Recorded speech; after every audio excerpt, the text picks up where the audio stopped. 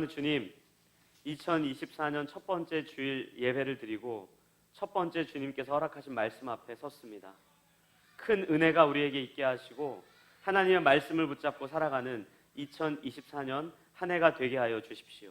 예수 그리스도의 이름으로 기도합니다. 아멘.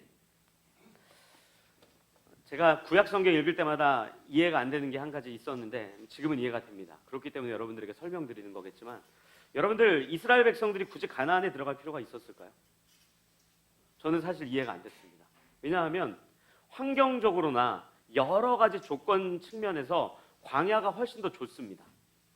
왜요? 첫째, 이집트처럼 괴롭히는 폭군이 없잖아요. 그렇죠? 둘째, 하나님께서 하늘에서 만나와 메추라기를 내려주시죠. 또 반석을 치면 물나게 하시죠. 부족함이 있었을까요? 아마 이스라엘 백성들이 그곳에서 만나 메추라기 말고 다른 게 좀 더 먹고 싶습니다. 그랬으면 하나님 분명히 또 하늘에서 어떤 수단과 방법을 동원해서 우리에게 허락해 주셨을 것 같아요. 그렇죠? 그리고 또 텐트를 치고 사는데 그게 좀 불편할 수는 있겠지만 낮에는 너무 더울까봐 구름기둥으로 그늘을 만들어 주시고, 또 밤에는 너무 추울까봐 불기둥으로 따뜻하게 해주시고 보호해 주신단 말이에요. 그러니까 환경적인 측면에서 가나안보다 광야가 훨씬 더 좋을 수도 있어요. 심지어는 그때 당시에는 영토 싸움이 컸거든요. 근데 광야라고 하는 곳은 사람이 살 수 없기 때문에 하나님이 은혜를 주시지 않는다면 살 수 없단 말이에요. 그러면은 이방 나라들이 굳이 이스라엘을 공격할 필요가 없어요. 왜요? 쓸모없는 땅이거든요. 근데 하나님이 가나안으로 보내요. 근데 여러분들 생각해 보세요. 그 가나안은 어떤 곳이에요? 공터인가요? 적과 꿀이 흐르는 땅이라고 이야기하지만 아무도 없나요? 그렇지 않죠. 이방인들이 정말로 이렇게 거인들처럼 전쟁에 능한 자들이 거기서 떡하고 버티고 있잖아요. 심지어 요단강을 건너 가나안으로 들어가는 첫 번째 관문이 여리고라고 하는 난공불락의 성이란 말이에요. 절대 무너뜨릴 수 없는, 그리고 그 이후에 끝 이렇게 됩니까? 아니죠. 아이성이 또 있죠. 그게 끝입니까? 이방인들이 거기에서 어떻게 해서든지 그러니까 그때 당시에 이스라엘 입장에서는 가나안 사람들이 이방인이겠지만 이방인들의 입장에서 이스라엘이 이방인이란 말이에요. 그 이방인들이 새가 커질까봐 굉장히 견제하고 조금이라도 약한 모습을 보이면 바로 공격해서 땅을 차지하는 것이 그때 당시에 영토 분쟁이었는데 굳이 이스라엘 백성들이 가나안에 들어갈 필요가 있습니까? 광야가 낫죠. 마태복음 17장을 보면 예수님과 베드로, 야고보, 요한 이 네 명이 한 산에 올라갑니다. 그 산의 이름은 우리가 알 수가 없어요. 근데 예수님의 얼굴이 해같이 변했다 그래서 그냥 우리가 변화산 이렇게 부르는 거거든요.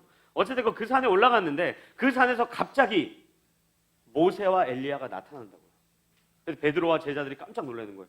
이게 무슨 일입니까? 근데 갑자기 모세와 엘리야만 나타날 뿐만 아니라 말씀드렸던 것처럼 예수님의 얼굴이 막 해와 같이 빛나고 막 하얘지니까 굉장히 영광스러운 모습을 본단 말이에요. 왜요? 모세나 엘리야는요, 유대인들의 입장에서는 굉장한 사람이에요.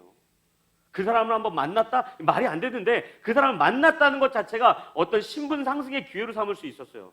그랬더니 이 제자들이 뭐라 그럽니까? 예수님, 우리 내려가지 맙시다. 지금 여기에 모세도 나타나고 엘리야도 나타나고 당신의 얼굴도 해와 같이 빛났는데 여기가 좋사오니까 여기서 텐트 치고 삽시다. 왜요? 괴롭히는 유대인도 없죠. 자기들 못 살게 구는 로마 군인도 없죠. 세금을 따박따박 받아가는 악독 고리업자들도 없죠. 그러니까 거기가 좋은 거예요. 거기서 텐트 치고 살면 되죠. 근데 예수님 뭐라 그래요? 산에서 내려가자. 아무리 생각해도 이스라엘 백성들이 가나안에 들어가는 이유도, 예수님과 제자들이 그 변화산에서 내려오는 이유도 없어요. 근데 왜 내려와야 되고 왜 가나안에 들어가야 됩니까? 그게 하나님께서 약속하셨던 아브라함의 약속 첫 번째에 나와요. 그 본문을 우리가 같이 보겠습니다. 창세기 12장입니다.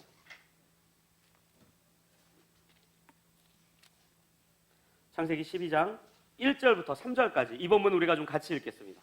창세기 12장 1절부터 3절입니다. 같이 읽겠습니다. 시작. 여호와께서 아브라함에게 이르시되 너는 너의 고향과 친척과 아버지의 집을 떠나 내가 내게 보여줄 땅으로 가라.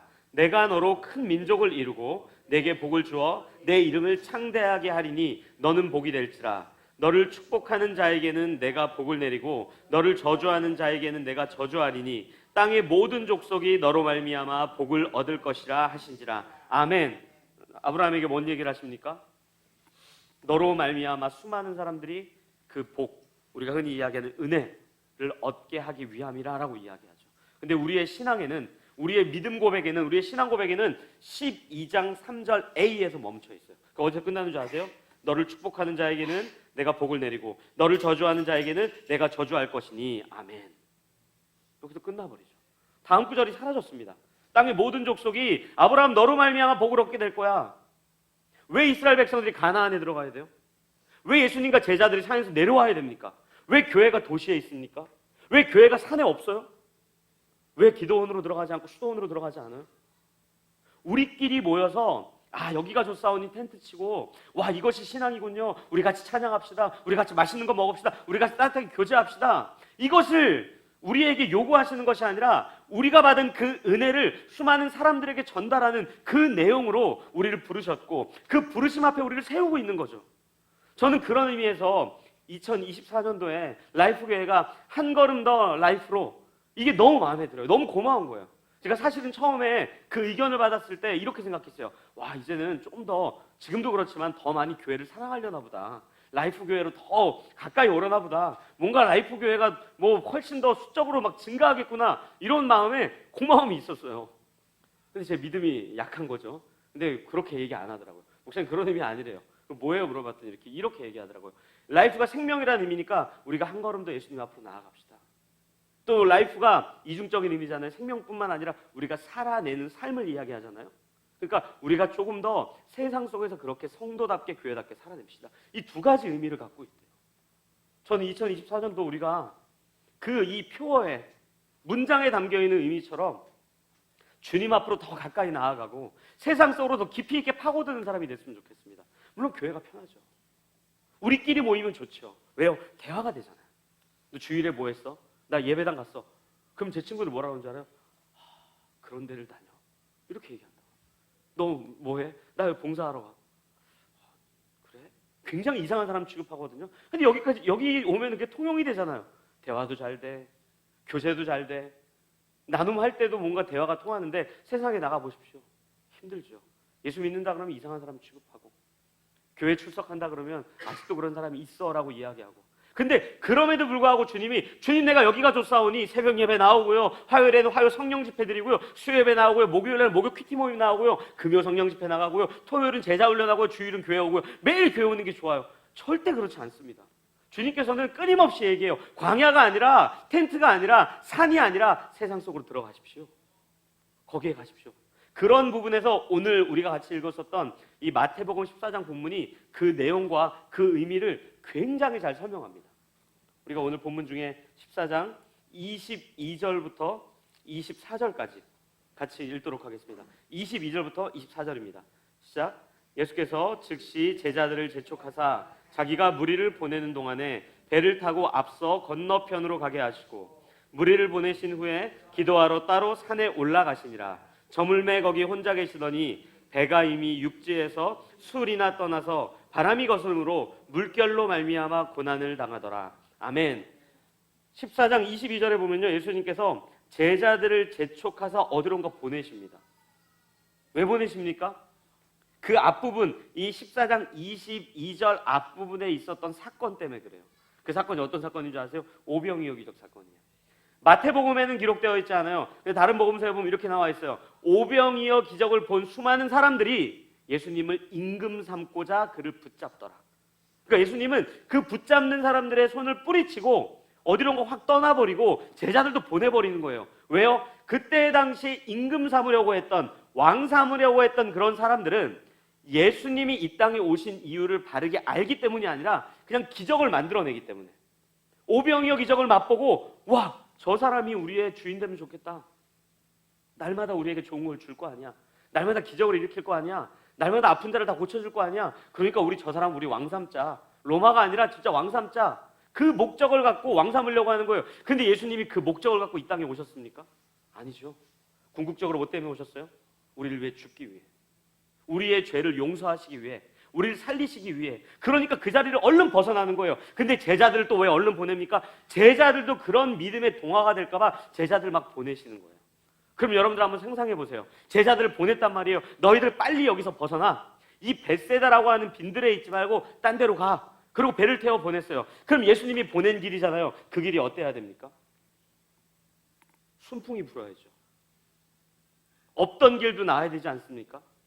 폭풍과 풍랑이 치다가 예수님이 보낸 길이라고 하면 잠잠해져서 그냥 배가 막 자연적으로 막 가야 되는 거 아닙니까? 근데 오늘 본문에 뭐라고 나와 있어요? 이렇게 나와 있어요. 24절에 보면 바람이 거스름으로 물결로 말미암아 고난을 당하더라. 여러분들 여기서 바람이 거스른다라고 하는 이 표현 우리가 잘 아는 단어예요. 영어로 뭔지 아세요? 안티입니다. 안티. 에난티우스인가 그럴 거예요 아마. 제가 헬라어는 정확히 기억이 안 나요. 안티라고 하는 단어예요. 그러니까 우리가 예수님이 보내는 그 자리가 막 순풍이 불어야 되는데 역풍이 불고, 마가복음 같은데 뭐라고 나냐면 이렇게 나와요. 너무 역풍이 불어서 가야 되는 데를 못 가서 열심히 노를 저으니까 앞으로 나가는 것이 아니라 그 자리에 계속 머물러 있더라. 이렇게 나온단 말이에요. 이상하죠? 이 부분이 우리가 신앙생활할 때마다 해결되지 않는 부분입니다. 분명히 주님 나를 보내신 것 같은데, 분명히 주님 내가 그 길로 가라고 한 것 같은데, 분명히 내가 기도로 한 해를 시작하고 말씀 붙잡고 한 해를 시작한 것 같은데, 누가 봐도 이건 선한 길인 것 같은데 막 순풍이 부는 게 아니라 역풍이 부는 것처럼 제자리에 머물러 있는 것 같고 주저앉아버리는 것 같고 오히려 뒷걸음질 치는 것 같은 그런 길을 살 때마다 우리 뭐라 그래요? 주님 대체 이게 뭡니까? 라고 이야기해요. 저도 참 어려운 문제입니다. 과연 왜 삶이 이렇게 고단할까? 예수 믿으면 잘 되는 거 아니야? 예수 믿으면 잘 돼야 되는 거 아니야? 없던 길도 열려야 되는 거 아니야?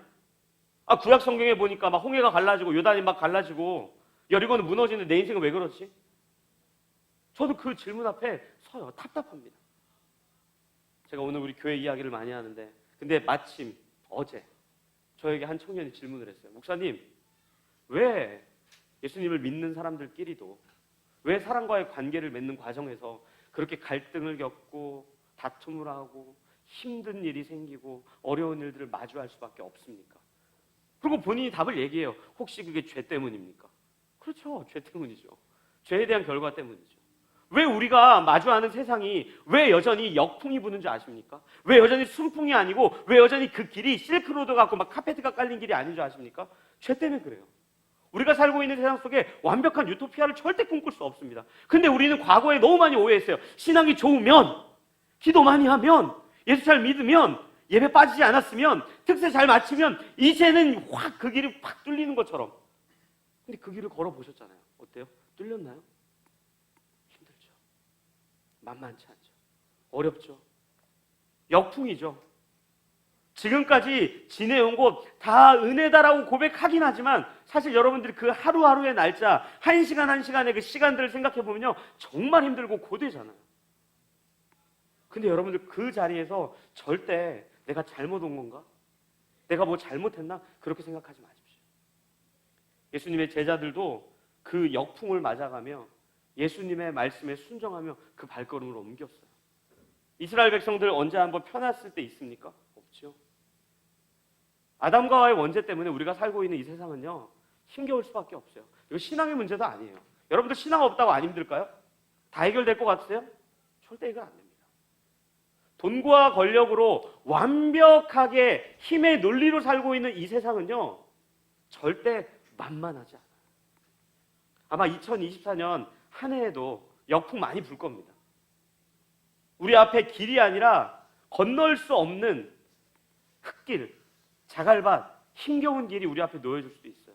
저는 그때 다시 한번 주님께서 우리를 그쪽으로 가라라고 명했다면 그 명령한 하나님을 믿고 신뢰하며 그 길을 걸어가셨으면 좋겠어요. 발걸음을 옮겼으면 좋겠어요. 오늘 제자들이 놓친 게 뭐예요? 그 부분에서 여기에 이렇게 나와요. 바람이 거스름으로 물결로 말미암아 고난을 당하더라. 근데 그 앞절에 뭐가 나옵니까? 무리를 보내신 후에 기도하러 산에 올라가시니라. 이렇게 나와요. 예수님이 제자들을 보내고 본인은 산에 올라가십니다. 산에서 뭐 했을까요? 기도했다고 나와요. 그럼 기도할 때 제자들을 위한 기도 안 했을까요? 제가 여러분들에게 본문을 하나 읽어드릴게요. 이 똑같은 본문이 마가복음 6장에 있습니다. 보십시오. 6장 46절부터 48절입니다. 잘 들어보세요. 무리를 작별하신 후에 기도하러 산으로 가시니라.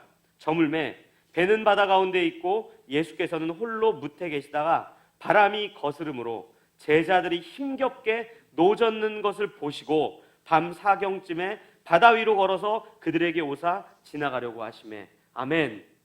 예수님께서 뭐 했대요? 기도했대요. 그리고 제자들이 열심히 노젓고 있는 걸 보고 계셨대요. 그리고 힘겨워하는 걸 보고 주님이 찾아오셨대요.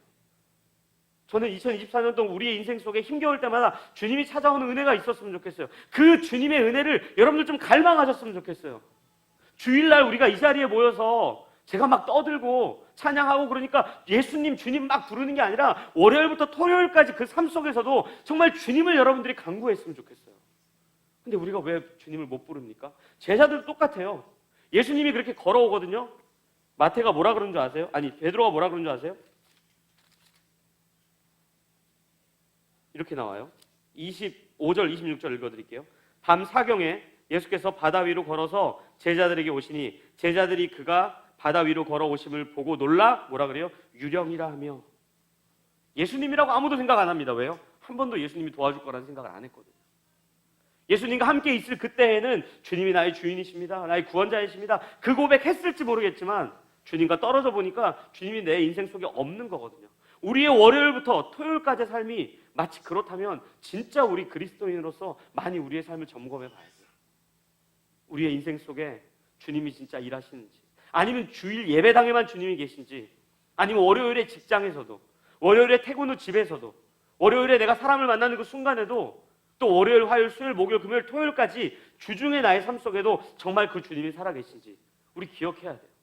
그걸 기억하는 방법 딴 거 없어요. 구약시대에는 하나님께서 우리에게 환상이나 꿈으로도 보여주셨죠. 기적적인 사건으로도 우리에게 나타나셨죠. 근데 지금 우리에게 이 66권 성경을 주어진 이상 이것 말고는 다른 방법이 없습니다. 우리 왜 말씀 읽는 거예요? 체크리스트에 한 칸 채우기 위함이 아니에요. 1년 완독하고 1독 다 했다 뿌듯하게 느끼려고 하는 게 아니에요. 매일매일의 삶 속에 주님이 나에게 어떻게 도움이 되시고 나에게 어떻게 힘이 되시고 나에게 은혜를 허락하시는지를 내가 경험하고 그 주님과 함께 살아가기 위해 이 말씀을 읽는 거예요. 근데 만약에 이 말씀을 읽지 않는다면요, 주님 없이 살겠다는 거죠. 여러분들은 성경 전체의 내용 중에 어떤 인물이 가장 불쌍한지 모르겠지만 저는 솔직히 얘기해서 다윗이에요. 왠지 아세요?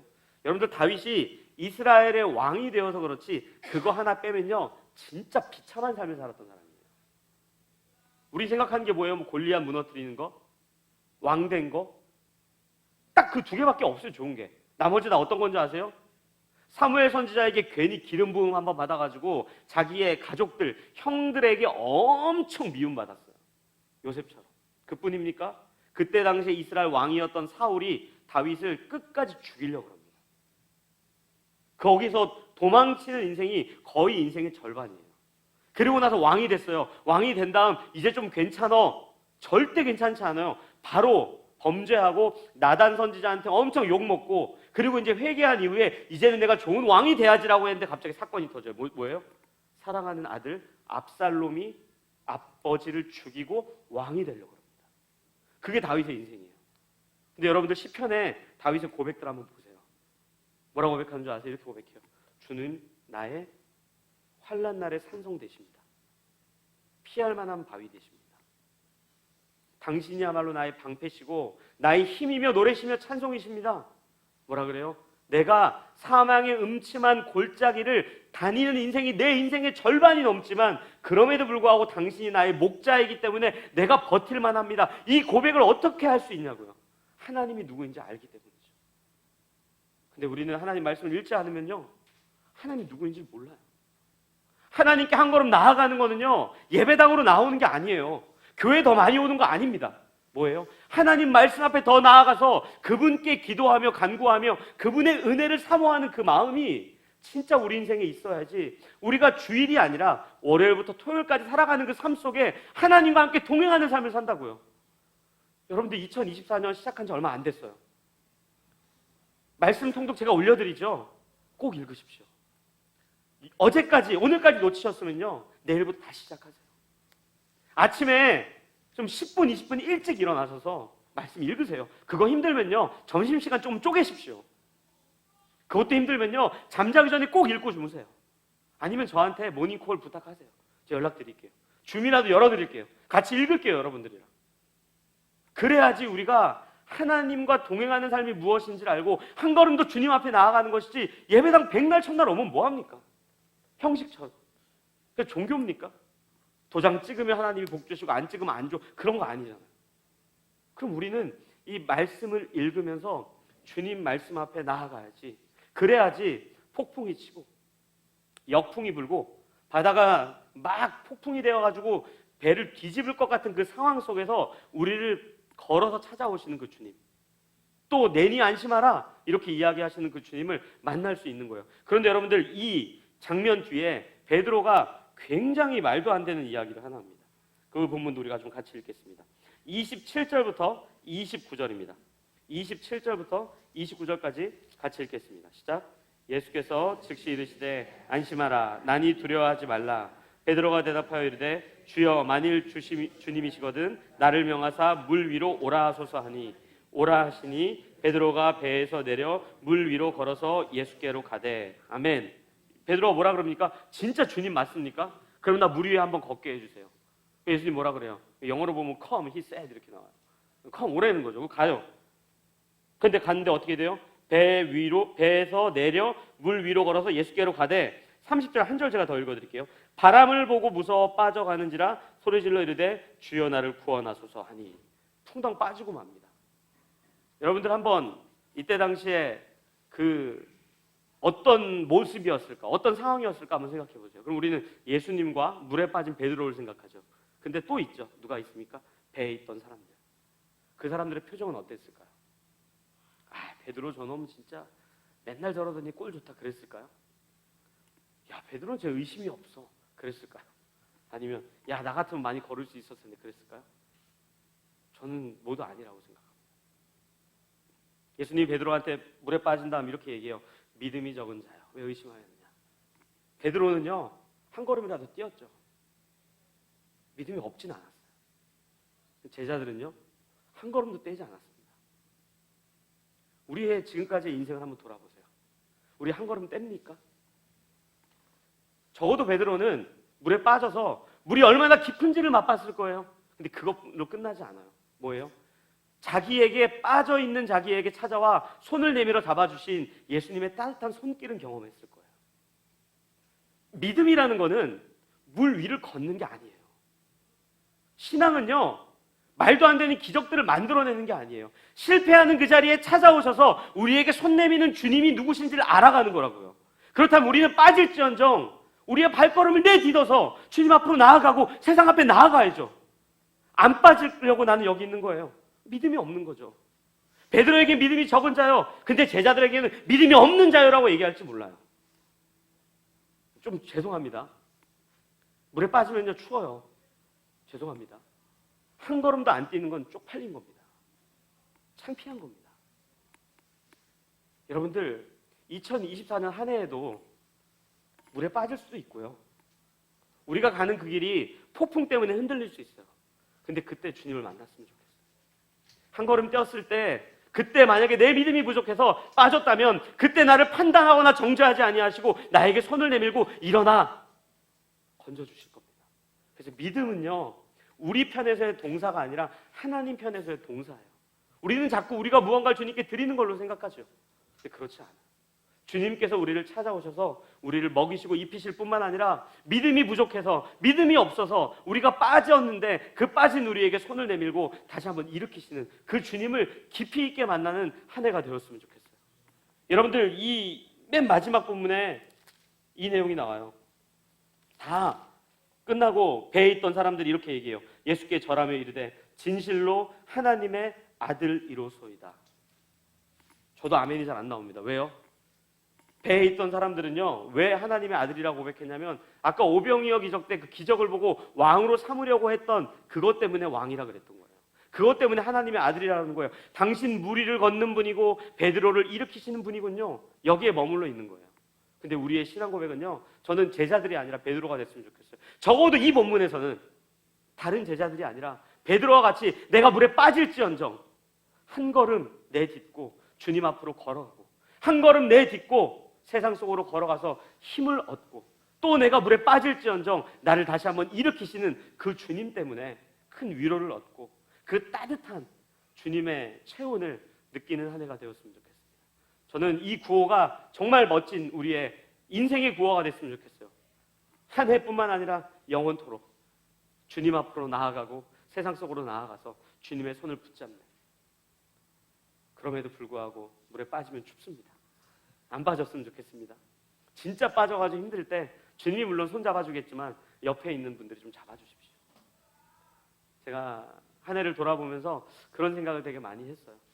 라이프 교회가 많이 성숙해졌다. 서로를 향해 웃는 미소도 조금은 달라졌고, 조금 더 따뜻해졌고, 조금 더 격려하고, 조금 더 함께 있으려고 하는 그 정말 좋은 전통과 문화가 2024년도에도 쭉 이어졌으면 좋겠어요. 먼저는 주님이 손잡아 주시는 그 따뜻한 온기와 옆에 있는 그 사람이 격려해주고 위로해주는 그 온기 때문에 힘을 얻고 한 걸음 더 주님께로, 한 걸음 더 세상 속으로 나아가는 그런 2024년 되면 좋겠습니다. 우리 그렇게 같이 좀 하나님 앞에 다짐하면서 기도했으면 좋겠어요. 먼저는 이렇게 기도했으면 좋겠어요. 주님, 내가 말씀을 묵상하고 기도함을 통해 주님 앞으로 더 나아가는 한 해 되게 해주십시오. 그냥 고아처럼 혼자 예수 믿지 않는 사람들이랑 똑같이 그냥 내가 갖고 있는 힘과 내가 갖고 있는 돈과 내가 갖고 있는 능력으로 살아가는 것이 아니라 정말 주님을 의지하게 해달라고, 베드로와 같이 한 걸음 떼서 주님 앞으로 나아가게 해달라고 기도했으면 좋겠고요. 두 번째는 그렇게 주님 앞으로 나아갈 뿐만 아니라 정말 은혜가 필요한 자들에게, 복이 필요한 자들에게 정말 바람이 불고 안티들로 가득한 세상 속에 예수 그리스도의 복음을 갖고 한 걸음 뗄 수 있는 그런 성도 되게 해달라고 이 두 가지 기도 제목을 갖고 주님 앞에 같이 기도하도록 하겠습니다. 기도하시겠습니다.